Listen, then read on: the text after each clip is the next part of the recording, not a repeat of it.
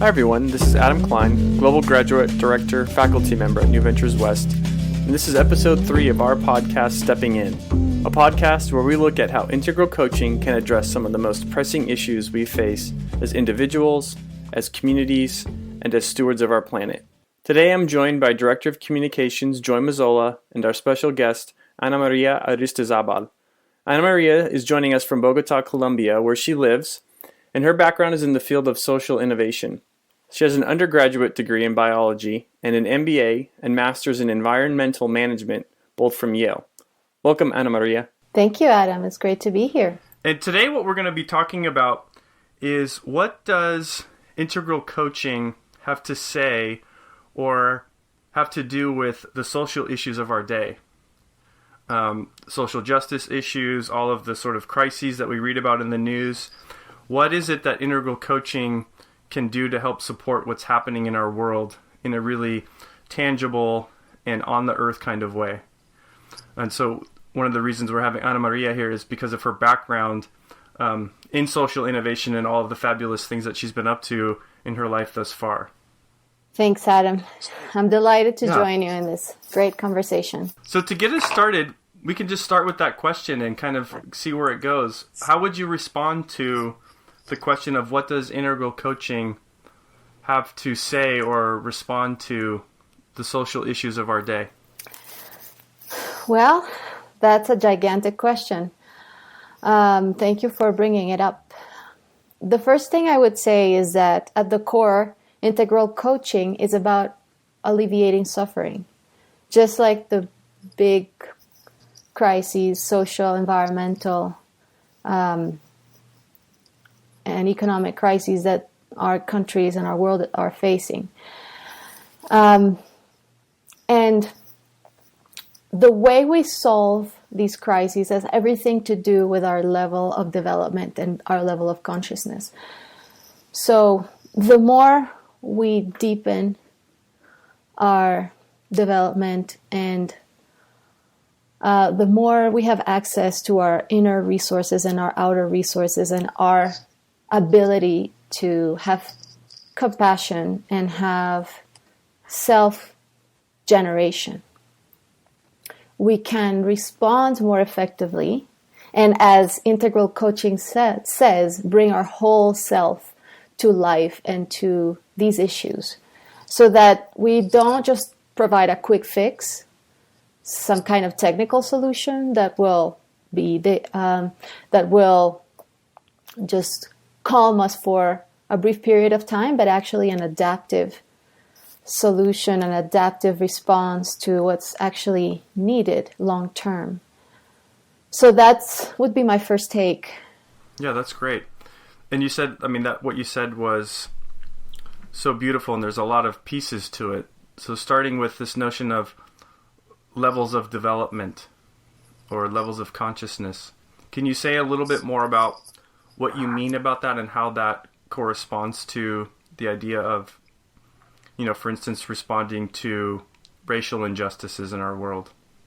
Well, racial injustices is a wicked problem that really requires us to put ourselves in the shoes of others and also connect with people who are different, go beyond our conditioned tendencies to contract around people who are different from us. So there's a whole body piece and a whole working with our instincts, also working with our emotions and our capacity to receive another perspective. So there's an individual element that is there, but as you know, there are tremendous organizational, social, economic issues that stem from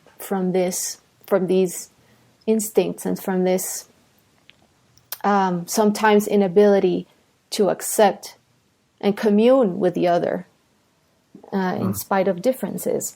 So as we shift our bodies and our emotions, we also start to desire to envision other kinds of systems, other ways to relate to each other, other ways to configure our organizations, our economic system, our societies, so that the divides are bridged. And integral coaching allows for the undoing of those structures that create all the other systems. So we have to start at the individual level to undo ourselves so that we can not only on paper have laws and rules and even values about justice and tolerance and community, because it's easy to just write it on paper, but when we shift ourselves and open ourselves to other ways of being, we can actually really build those bridges. We can really find that level of connection and understanding and common humanity with another who's different from us. At some level is different, although deeply is not different. Right. And a point you made that I think is so wonderful is this notion of starting with us as an individual. Let's take on the notion of, like, what about starting with my own world? And how do I, in my own small world, be about change and justice? You know, another way to say it, how can I be about love in my own world? And then how will that impact then the world at large? So I think this is something really key to start with, is it does start with the person. Yeah, absolutely. You know, when I graduated from my MBA and Master's in Environmental Management, which gave me amazing tools to go out in the world and make change, I worked in a variety of contexts in the public sector and in consulting and in NGOs, and I've been to many conferences where, you know, the United Nations, etc., you know, put out there sustainable development goals and purposes that humanity should strive towards. But working with organizations as a consultant and making recommendations, many of those recommendations and many of those visions, they just sit there in shells and collect dust. The day-to-day is a different story. And to embody those visions and embody those values, we need a shift in our way of being. And that's not just something that we can declare and then from one day to the next, that's who we are. It takes a process. It takes a series of shifts, and integral coaching is one of the schools out there, not the only one, but it's a powerful pathway for embodying new ways of being that I've found. And that is not about quick fixes, is not about, you know, just cognitive new insights, but it's turning those into a new narrative that you're living wholeheartedly and bringing out into the world. And so it teaches you to really live head, heart, and body aligned with the new narrative that you want to bring out into the world. Yeah, wonderful. Let's bring Joy in. Joy, what are you making of all this? Yeah, amazing points. And as I was reflecting on social justice, particularly, often what springs immediately to mind is activism. You know, so many people taking action in the world to change things that are wrong and to bring them to light.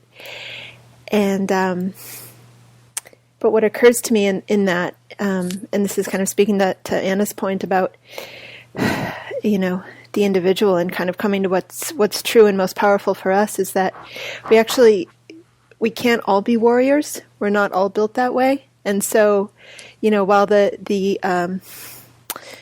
assumption sometimes, at least in my mind, is that we all need to be out there fighting. There are other aspects of this fight and this movement that we can see to, can address, can embody. Some of us are healers, some of us are artisans. There are ways to kind of support the movement and support this wave that isn't being on the front lines of it, as it were. And I think integral coaching helps people find what that is in them, what is most powerful in them, and what is most aligned, and how they can most genuinely contribute to social justice and help the world. And also, we can't fix everything. There's a lot about our civilization that's in decline, and maybe we even need some, hospice workers to aid that, and others to help bring forth what's going to grow out of the destruction. So there are so many different facets to all of this, and integral coaching helping folks see and feel and know, what is genuinely theirs to contribute, I think is really elemental. I guess one level down from that is, just simply seeing each other, which is what this work really at its heart is about, is seeing somebody for their true essence. And very often in integral coaching relationships, that happens for folks for the first time. And it's massive, and it's so healing, and it ripples out into that person's life and community. And, who knows what the trajectory of their life might have been had it not been for being recognized as someone who is so worthy or so powerful and so compassionate, or, whatever that essence of them is. So, at the very kind of microcosmic level, that's what we're up to, which in itself is pretty healing. Yeah. Reading one of the books of the bookshelf, I discovered the concept of the daemon, which is the creative drive that we all have. It's also the guardian of our talents and our life force. And so we each have a unique daemon that, is built to be a warrior or a healer or a visionary or a teacher or some combination of these energies or other archetypes, and that has a unique way to go about these big social issues. And so connecting with that energy is key, because that's as you said, our essence. And as coaches, we can help the others connect with that core identity and creative drive.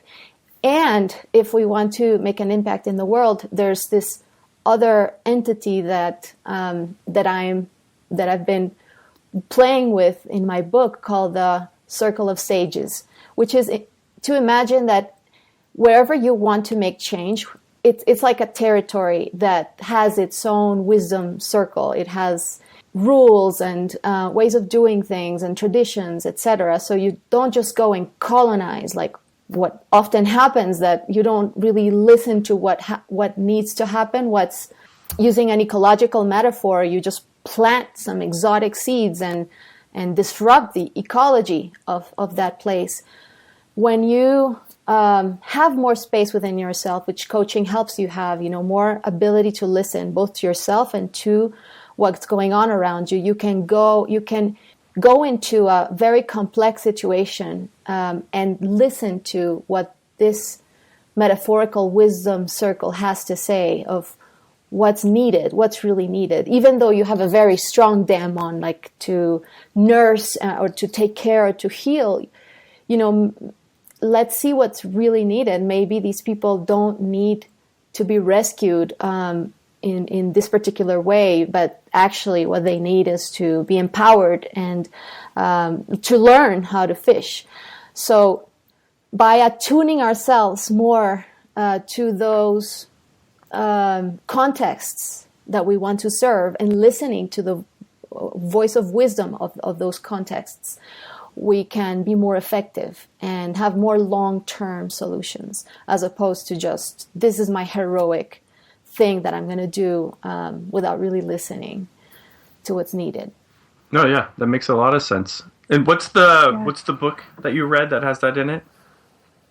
Well, the daemon is, I read in the Soul's Code in our bookshelf, but the Wisdom Circle and the Circle of Sages is something that I'm conceptualizing for my book, after many iterations and mistakes that I've made and I've seen been made in the social justice arena and the sustainability arena and the social innovation, etc. It's we think we have the new innovative scheme to solve something, and we just go in there and implement it without truly listening to the needs of the local inhabitants or the people, the beneficiaries. And I've seen in both my coaching, the integral coaching that I do with clients, as well as the workshops that I've done, that when people really get in touch with their daemon and with their essence, and they feel seen and heard, which integral coaching allows for, what they want to do is serve. And so this book and the workshops that I've been creating are helping people understand the way they want to serve, what arenas they want to serve in, and to listen to the wisdom of those arenas, the wisdom that's already in place there, so that their response is attuned and appropriate. And I really have seen how people who awaken and who relieve themselves from their own suffering, that's what they want to do. They want to contribute. They want to serve and alleviate the collective suffering. And they want to find their place in the system. It is sometimes hard to find because, as Joy said, we feel like we all have to be activists, but or we have to be a certain way, like those people there that are in the media, but it's not true. We each find our own voice and our own way to heal the world, our own way to build the new world, to envision the new world, to fight for the new world, however our daemon is configured to serve. Which includes whoever's listening to this. You're part of that group. Do you have some stories that you can share with us? Either from your workshops or even from, if it's in an individual practice or with your eco-village or anything that comes to mind. Yeah, there's many stories. In the PCC, the professional coaching course, I've seen people move from their own kind of issues with their own life stories. Like there's a woman who suffered a lot in her life, in her divorce, and empowering herself as a woman. And by living the whole PCC year with all the empowerment and deepening that results from that, I saw her awaken into a desire to serve other women who are living difficult situations and have self-esteem issues and don't have any tools or inner resources to rise above their difficulties. So I've seen that happen many times in the PCC, in the professional coaching course, and also at the Eco Village that I'm a part of. You know, it's been a long journey to actually embody the vision that we have for our community and for the world. And we have a beautiful manual of how we want to relate and the vision that we have. And it's taken, we are still in the process of becoming that. And so we are being stewards of each other's growth in that. And I'm so grateful that I've had integral coaching at my side as a methodology to work with people at the Eco Village. I actually did intakes with everybody there, and I designed a program for everyone, a self-development plan with practices and self-reflections. And that was, I think, an important contribution to what we've been up to, so that we all have more tools to actually embody our own vision. And that's a process. We're still in it. So those are just a few examples. That's beautiful. I think there's something that comes through like real life lived experiences that are missed when we're just talking sort of in the theoretical or at a higher level. And I think one of the things is what you just brought up, that it takes a long time to live into a vision. Yeah. So we name it and we declare our commitment to it, but then how many years does it take to move into that, because of all of the layers that get revealed about our, all the various egos and personalities that are at play, and all of the assumptions that we made that were incorrect. But I think the key part that you spoke about was the commitment to it, and that everybody keeps coming back, and it's that commitment that provides the richness of it and also provides the way of living into the vision.